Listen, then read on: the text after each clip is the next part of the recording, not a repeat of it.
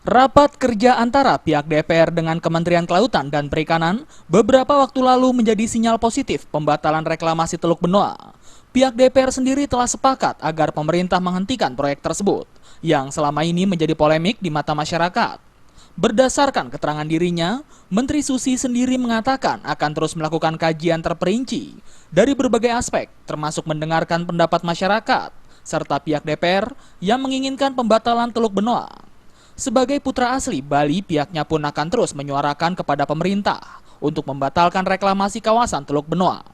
Jadi kemarin saat kami berbicara terkait dengan Teluk Benoa, reklamasi itu, Bu Menteri jawabannya adalah seberapa luas yang direklamasi, sekian hamparan luas yang harus disediakan untuk menampung air.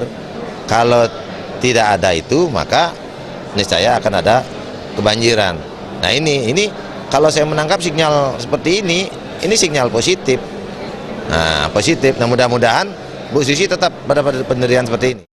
Saat ini izin analisis dampak lingkungan reklamasi kawasan Teluk Benoa belum dikeluarkan oleh Kementerian Kelautan dan Perikanan.